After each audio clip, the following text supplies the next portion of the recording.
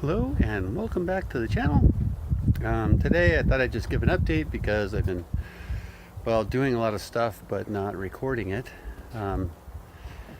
It's been warm here for 3 days now, which means it's 50 degrees. So as you can see, I'm properly attired for 50-degree weather because for me now 50 degrees is hot. Oh my gosh. If I get out here in a jacket and start working, way too warm. So I'm just gonna give you a little rundown. The FedEx guy just showed up, so I'm letting him get out of the way, but we're gonna go check the chicks to see how they're doing, see how the Franken chickens are doing in the chickshaw, and check on the cute ones, the pullets and the barred rocks of doom. I made a mistake. I actually named one of the roosters, so I hope he's not the one that charges me. Anyway, we're going to make our way through this dark space to the garage where the Franken chickens are.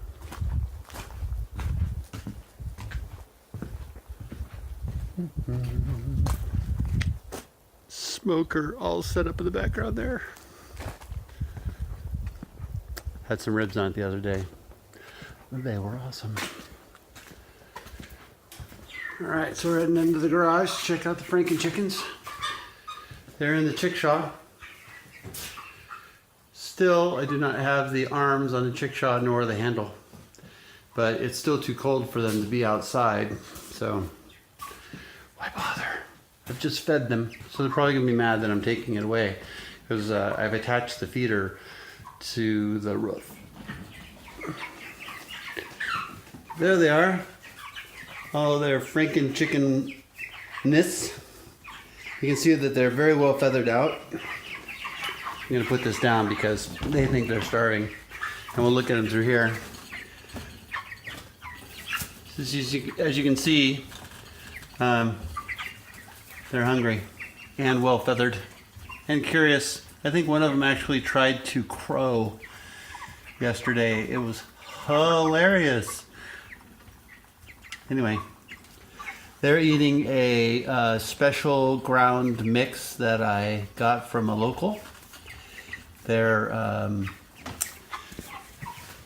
it's all non-GMO, and it has the extra vitamins that Franken chickens need to become Franken chickens. And yeah, that was awesome. I bought 400 pounds of it for, I don't know, $100. Seemed worth it. Next time I think I'm going to go up to Rathdrum and get it up there so I can get some horse manure at the same time. Two things, one tank of gas. Now we're walking around to the daylight basement. Walkout basement? Daylight basement? Both? I don't know. Let's see, what do we got back here? This is my internet antenna. That antenna right there makes it so my cell phone works. This living out in the middle of nowhere stuff, it's expensive in toys.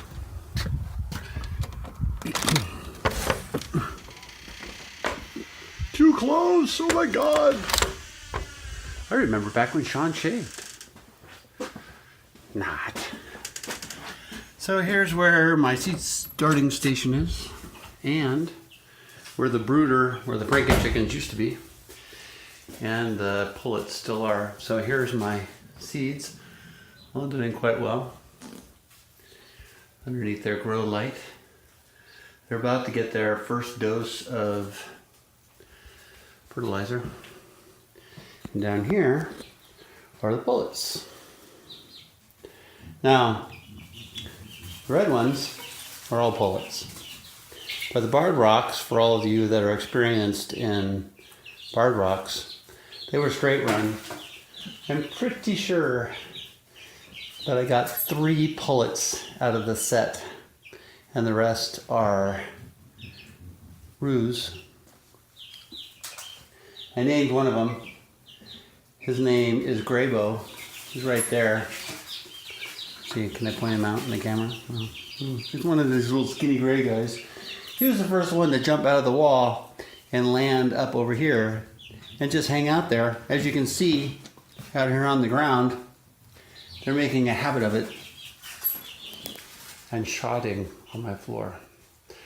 So I'm hoping that the weather holds. It's forecasted to be freezing again, and then it's supposed to get up to 60, which as far as I'm concerned will be 100.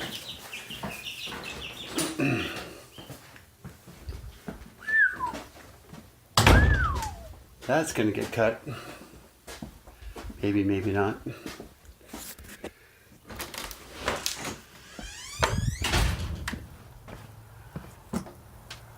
So the last thing is I went to reclaim my, oh no, actually I got two more things. I've been working on plotting what I'm going to do with the garden. And to do that, I need wood chips. Now the first thing my neighbor said when I got here was, hey, you know, fire's a real thing here. So you need to park your trees, which means basically what they did over there where all the trees are trimmed up. None of the trees on this property are trimmed up. And I needed pine shavings for my garden. So I started parking trees. So these trees here, and over there, used to be all the way to the ground. Now they've been trimmed up. Actually, there was some deadfall that was still leaning up here in this dead tree. Got it all trimmed up, and now it is everywhere. As you can see, it's here and here and here and here and here and here and here and here and here.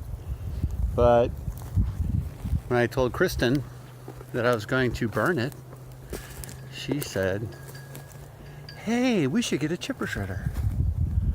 Ta-da, a chipper shredder. This will turn that huge pile into like 3 wheelbarrowfuls. But it's awesome because I'm not letting the carbon go back into the sky. And I can use it in the garden. So over here, where I found this place, this garden was 3 feet high in weeds. And now I have gotten a little electric cultivator, not a rototiller, but I mean, it looks like a rototiller, but it only goes down a couple inches. And I'm turning over the beds, and while I'm at it, I'm doing a little experiment. So I'm going to switch the camera to the other side. And so I'm doing this little experiment where I've tilled up the row, as you can see. These actually strung out. They're 4 feet wide with 3 feet walkways. And here I've decided to take and put reasonably sized logs that I've gotten from my trimmings down the sides. And I'm putting cardboard in the walkways, which I will cover up with wood chips. So this is still fresh. I haven't flattened it out yet. I'm going to flatten this all out, and then it'll be ready for planting. The previous owner of this property did a really good job. He had mounds and valleys and mounds out here for his garden, but he hadn't done it in a year or 2 years. I have no idea, because the weeds were, like I said, 3 feet tall. So here I'm trying this bed, sticks on both sides. Gonna flatten out the bed, put bark over that walkway, bark over this walkway that also has the cardboard.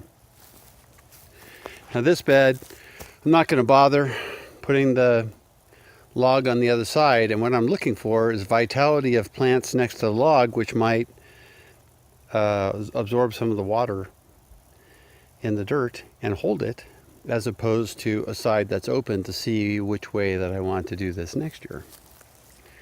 Now here you can see that this bed's covered with cardboard. That cardboard's not staying there. I actually did this completely out of order. So I started doing this walkway first with wood chips, and then I got the cultivator and did this bed, and it threw all the dirt onto the walkway. So I started covering it up with this cardboard, and yeah. So this bed is a little different than that bed. That bed is just cultivated from what was there. basically raked up all the garbage, which you can see part of it back there. The rest burned yesterday.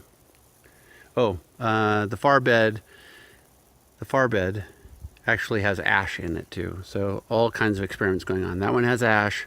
This one has nothing. This one has nothing. Now, when I moved the Franken chickens out of the brooder and into the chickshaw, which the videos are out of order. I'm going to post this one first, and then I'm going to show building the chickshaw in 3 videos after that, because it took forever.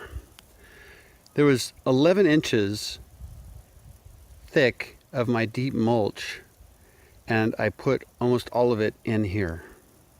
So I'm figuring, even though there's wood chips and straw, then just the pure nitrogen that came from those Franken chickens, and there was a lot of it, offsets that, and this will be a really good place to grow my spring wheat. We'll see. So over here, this next bed, nothing to it, but it's on these 2 walkways, I'm not even putting cardboard underneath them. That walkway over there, I'm going to put cardboard under that whole thing. You can see I started it over on that end. And down here we have our overgrown pear area. There's supposed to be 2 pear trees, 1, 2, 3 pear trees. Supposed to be 2 pear trees. Now if we look close, we'll see there's a pear stump right there. A pear stump right there. One right there. One right there. There.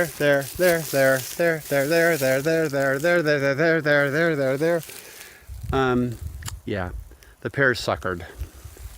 I believe this whole tree is a sucker. So I'm trimming that up. There's a raised bed underneath there, or a mound. There's a mound here that's full of roots, and I'm not sure how I'm going to get them out. And then there's another mound here. So basically I have to turn all of this into chips and then try to cultivate this and dig up all of those stumps to see what happens. As you can see, you got a little stuff going on. But hey, I'm still working an 8-hour day. Just because I'm retired doesn't mean that I'm going to, I don't know, sit down and relax. I'll see you guys next time with another update. Take it easy.